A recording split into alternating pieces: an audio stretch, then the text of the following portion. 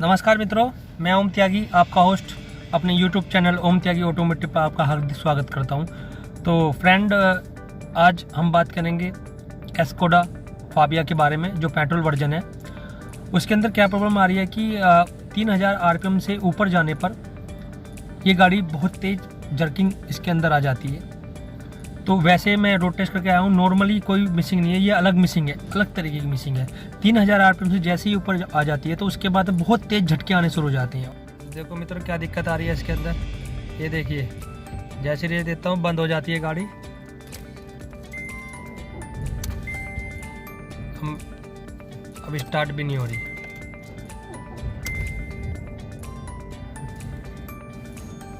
ये देखो, मैं दिखाता हूँ।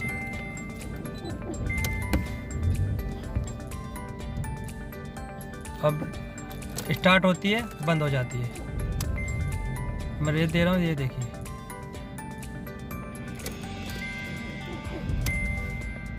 स्टार्ट है। अब जैसे ही मैंने देखो रेस पे पैर रखा, ये देखिए, ये बंद हो जाती है।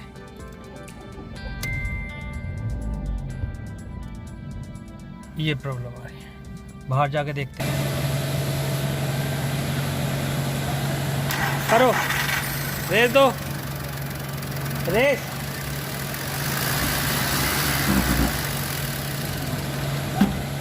बंद हो गया अपना आप, ठीक है, बंद हो जाएगी। करना, रेस दो जरा, रेस दो, बंद हो गई। मैं आज इसी के बारे में बात करेंगे। तो सबसे पहले जो मुझे प्रॉब्लम लग रही है इसके अंदर, वो लग रही है CKP सेंसर की। इसके अंदर लाइट भी इंडिकेट कर रही है। मैं आपको दिखा दूंगा कि लाइट भी इंडिकेट कर रही है स्पीडोमीटर के अंदर। तो अभी जो क्रैंकशाफ्ट सेंसर है उसको मुझे खोल के चेक करना पड़ेगा। देखना पड़ेगा कि कभी कभी ऐसा होता है कि उसके अंदर वो एक मेटल के पार्टिकल उसके ऊपर आ जाते हैं, या धूल वगैरह हो जाती है गाड़ी के अंदर। तो वो क्या होता है कि उस पर वो चिपक जाते हैं CKP सेंसर पे। CKP सेंसर क्या काम करता है? उसका काम है कि जो इंजन की स्पीड है, उस स्पीड को ECM को बताता है कि इंजन के जो पिस्टन जो होता है किस स्पीड पर है। उससे एक पल्स जाती है आपकी ECM के पास। और ECM डिसाइड करता है कि किस इंजेक्टर को पे आपका पेट्रोल या डीजल देना है, कौन सा पिस्टन किस पोजीशन पे है, ये CKP सेंसर बताता है। तो फ्लाईव्हील की जो डायरेक्शन होती है उस पे एक निशान होता है कि उसको वो पता होता है कि कौन सा पिस्टन उसके सामने से वापस रोटेट कर रहा है।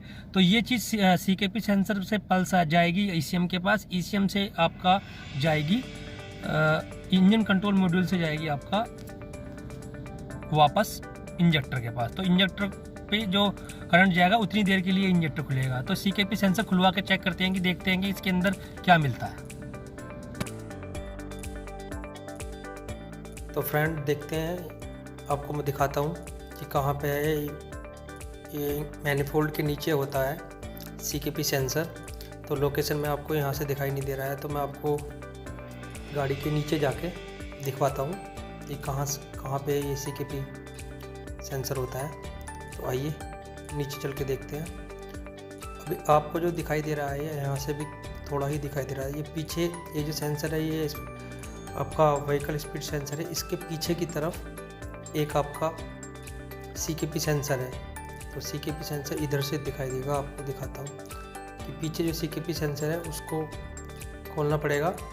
जो क्रैंकशाफ्ट पोजीशन सेंसर होता है उसको मुझे चेक करके खोल के और आपको दिखाता हूँ खोलने का प्रोसेस क्या होता है। तो मैं अभी इस वीडियो को थोड़ा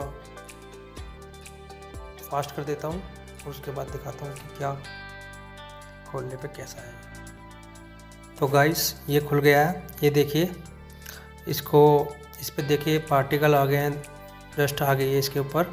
तो मैं इसको खुलवा के देखा है। ये CKP सेंसर है।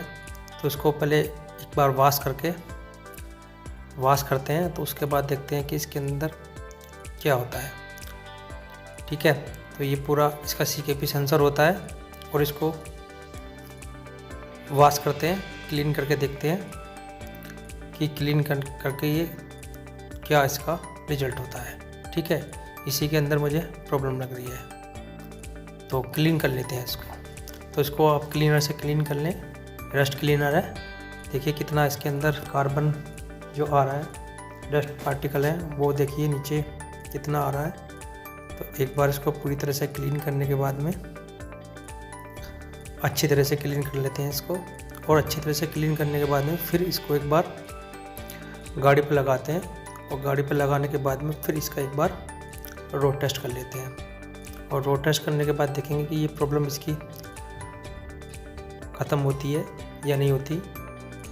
तो ये एक बार क्लीन करने के बाद इसको लगाते हैं।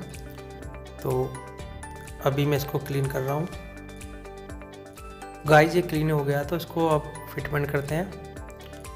और फिटमेंट अभी इसका फिटमेंट हो रहा है, तो यहाँ पे ये इसको फिटमेंट करते हैं। वॉश करने के बाद इसको क्लीन कर लिया है, और इसकी जो वायरिंग वगैरह है इसको भी चेक कर लिया है कि यहाँ पे भी इसकी पल्स आ रही है इंजेक्टर से, यानी कि इसके अंदर जो वोल्टेज है वो आ रहा है पूरी तरह से। तो अब ये फिट हो गया है, और फिट करने के बाद में इसका एक बार गाड़ी का रोड टेस्ट कर लेते हैं।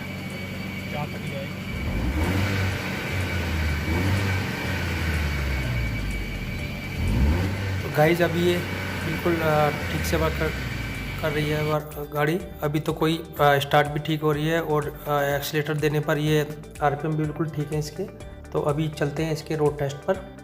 तो अभी मैं इस गाड़ी के रोड टेस्ट पर हूँ, तो आप देखेंगे कि देखिए गाड़ी भी रोड पे बिल्कुल अच्छी तरह से वर्क कर रही है, और कोई प्रॉब्लम इसके अंदर नहीं आ रही है। और आरपीएम भी देखिए बिल्कुल ठीक से वर्क कर रहे हैं, बिल्कुल स्मूथ हो गई है गाड़ी, और कोई भी प्रॉब्लम इस कार के अंदर अभी नहीं है।